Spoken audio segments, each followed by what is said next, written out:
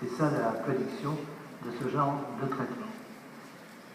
Alors, nous allons d'abord montrer que la possibilité de ce réservoir, c'est l'ADN. Vous savez que donc, ce virus, qui est un virus par RNA, grâce à la transcription inverse, fait une molécule DNA complémentaire qui peut s'intégrer dans les chromosomes de la cellule et bien sûr y rester très longtemps.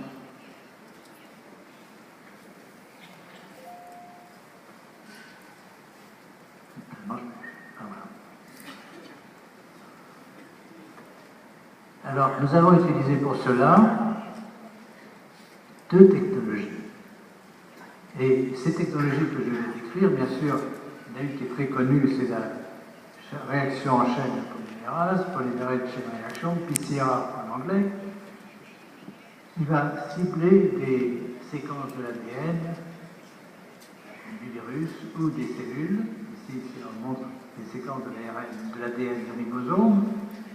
Et ces séquences, si on les connaît, vont permettre d'identifier, par exemple, l'agent microbien ou de détecter le virus, des fragments du virus dans certains tissus. Mais il y a aussi une nouvelle technologie qui est basée sur la production d'ondes électromagnétiques par l'ADN. Alors là, je vais rentrer dans quelque chose qui est difficile d'expliquer en quelques minutes, mais simplement vous dire que vous rappelez que nous vivons dans un univers qui est fait de matière et aussi d'ondes. Et les biologistes, les médecins oublient que nous sommes entourés d'ondes. Nous les évitons. Si je vous parle aujourd'hui, c'est que nous utilisons des ondes. Mais la nature a utilisé ces ondes bien avant nous. C'est en tout cas ce que je crois, avec d'autres avec moi. Et ils ont basé des observations, basé une nouvelle technologie sur le fait que certaines séquences d'ADN, dans certaines dimensions, émettent des ondes.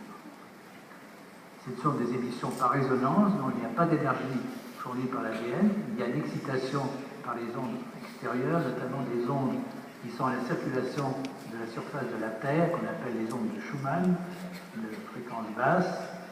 Et ces ondes excitent donc certaines séquences d'ADN diluées dans l'eau. Et ces séquences, ces dilutions sont parfois très hautes. Alors, je passe sur la partie technique de ce système, et en gros, nous captons ces ondes dans une dilution, on les amplifie et surtout on les analyse sur un ordinateur. Et surtout, il faut savoir qu'elles sont produites uniquement par certaines dilutions. Enfin, elles sont captées uniquement par certaines dilutions. Peut-être elles sont produites ailleurs, dans d'autres dilutions, mais on ne les capte pas. Donc, on a donc, après l'excitation, autour de quelques 100 Hz, on a production d'ondes autour de 1000-3000 Hz, donc ils sont très nettement au-dessus du bruit de fond qu'on obtient bien sûr dans ces expériences.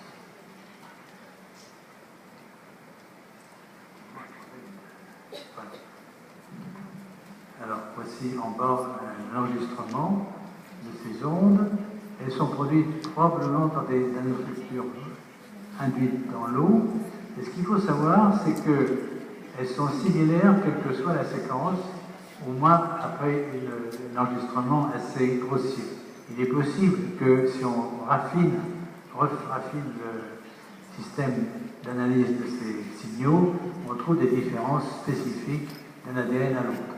Ce qu'il faut retenir, parce que ces expériences sont répétées bien sûr des centaines de fois, que nous construisons actuellement une machine qui pourrait être à la disposition des cliniciens, qui fera les dilutions, qui mesurera par analyse les signaux. Et ce qu'il faut retenir, c'est que les structures qui sont produites par les bactéries sont plus grandes que les structures produites par les virus. Donc cette machine pourra dire, quel que soit l'agent qui peut être connu ou inconnu, quel que soit l'agent, on pourra dire il y a un virus ou il y a une bactérie, suivant la filtration à 20 nanomètres ou 100 nanomètres, suivant la taille des structures produites dans l'eau.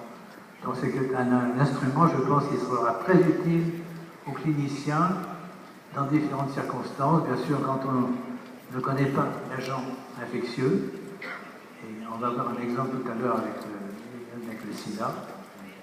Et aussi dans les transfusions de sang, on pourra augmenter la sécurité transfusionnelle par justement détecter des agents inconnus. Et troisièmement aussi pour les chirurgiens, car souvent dans les opérations longues, notamment chirurgie cardiaque à cœur ouvert, il y a altération des muqueuses, notamment de la muqueuse intestinale, qui laisse passer des germes, et ces germes, on peut les détecter et les traiter donc, dans les heures qui suivent l'opération. Toute ischémie, par exemple, de la muqueuse intestinale, va favoriser ce passage bactérien qui pourrait être détecté.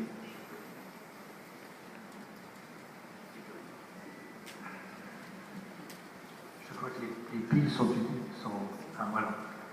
Alors, quelle est l'interprétation? Je ne vais pas discuter en détail aujourd'hui, qui regarde surtout les physiciens finalement, mais il est clair qu'il faut l'ADN au départ. Et cet ADN dilué dans l'eau va s'agréger beaucoup de molécules d'eau, formant peut-être des pseudocristaux, et c'est seulement après une dilution suffisante que ces agrégats vont vibrer en résonance et être détectés donc par la détection de signaux électromagnétiques. La suivante. Voilà, un mauvais magnétisme, voilà. Elle a peut-être tourné quand même, mais mon champ magnétique s'arrête là. Alors, quelles sont les applications de ces technologies au sida et à d'autres maladies chroniques? Vous en avez une liste partielle dans les infections froides, c'est-à-dire les infections qui ne donnent pas des signes caractéristiques d'inflammation, comme la température. Et il faut savoir que nous sommes soumis à beaucoup d'infections froides sans le savoir, parfois sans signe, mais parfois avec des signes. Alors voici une liste partielle des bactéries qui produisent ces signaux. J'attire votre attention notamment sur le Borrelia burgdorferi, qui était l'agent de la maladie de Lyme. Cet agent donne une maladie chronique parfois, et nous détectons des signaux d'une part, et par la PCR également, nous montrons qu'il y a persistance du germe, notamment dans la circulation sanguine. L'autre exemple, c'est l'autisme, où là, récemment, nous avons trouvé le passage dans le sang d'une bactérie du microbiote intestinal, de l'intestin, qui appartient au groupe des Suterella. Et à nouveau, cette bactérie, passant dans le sang, émet des signaux que l'on peut détecter. Donc, bien sûr, on a également la PCR pour vérifier l'origine vérifier la présence de la souche microbienne en question. Mais aujourd'hui, je vais surtout vous parler donc du virus du HIV. Alors, dans le cas de l'infection par le HIV, le virus ne produit pas, les particules virales ne produisent pas de signaux. Ce sont des séquences d'ADN viral qui circulent dans le sang, que l'on peut détecter notamment dans le plasma, qui émettent des signaux. Donc nous pensons que ces molécules d'ADN sont au moins une part du réservoir du virus, car pratiquement elles augmentent après la trithérapie. Elles ne diminuent pas, alors que la charge virale des copies d'ARN diminue ou même disparaît du sang. Eh bien, au contraire, ces séquences persistent et même augmentent.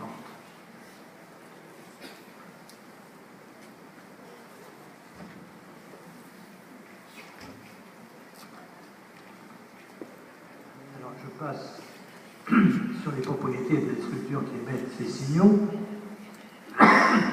Pardon. Mais ceci, donc, résume un peu notre étude pour le réservoir du virus. Il y a donc des copies d'ADN viral dans le sang qui émettent détectables par des signaux, également par la PCR, parce que là, on connaît les séquences. Et ce qui est intéressant, c'est qu'également ces molécules émettant des signaux sont localisées dans la fraction des globules rouges. Or, c'est une surprise, puisque les globules rouges, par définition, expulsés dans le noyau, donc n'ont plus d'ADN chromosomique, et donc c'est une surprise de trouver de l'ADN viral dans cette fraction.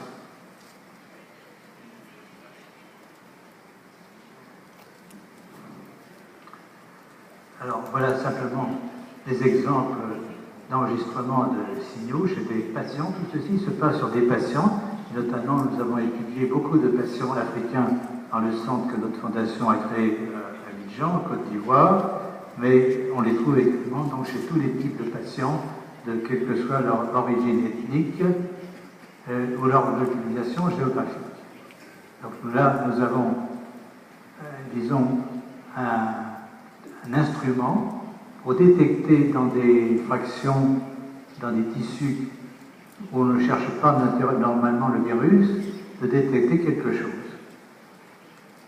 Alors, donc ceci est la première partie de cette étude, et je voudrais maintenant surtout insister et terminer, parce que le temps passe, sur le deuxième agent qui probablement est associé au virus, que j'appelle pour l'instant agent X, qui est un agent microbien et qui est uniquement présent dans les globules rouges du patient.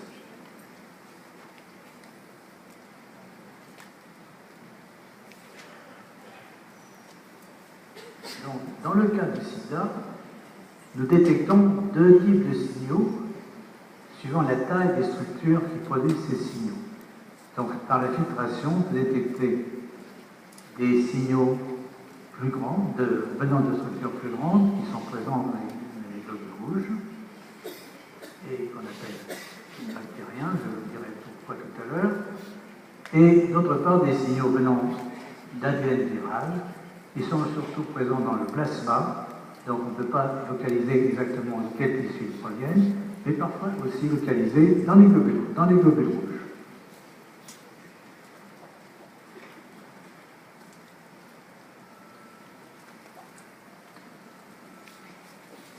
Donc nous utilisons pour cette étude deux types de technologies, la PCR, qui est une amplification énorme d'une séquence d'ADN grâce à des amorces, des primers en anglais, qui vont reconnaître des régions, des séquences spécifiques, et une polymérase spécifique non thermosensible, la Taq polymérase, va synthétiser entre les primers une chaîne complémentaire.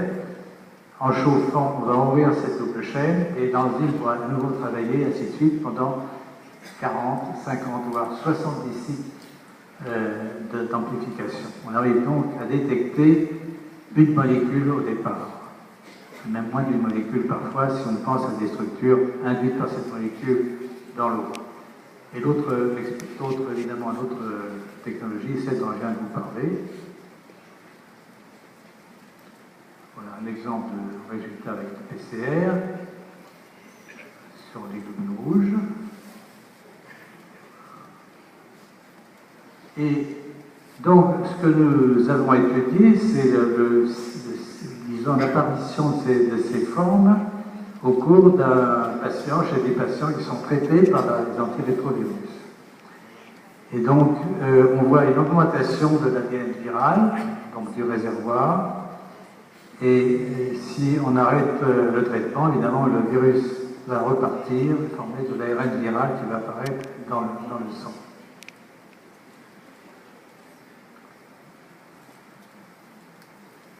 Et le résultat actuel est que, à partir donc des globules rouges, nous avons une évidence d'un agent bactérien intracellulaire, c'est-à-dire dans les globules rouges matures, et il existe un variant de cette bactérie qui a acquis des séquences nouvelles d'ADN. Et la surprise est que ces séquences sont d'origine humaine.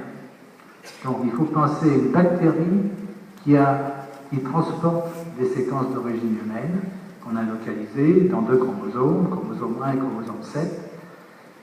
Et bien sûr, on ne sait pas comment ces séquences agissent, mais elles sont en tout cas toujours présentes chez les patients infectés par le virus, et parfois également présentes chez des patients africains négatif pour la Chine.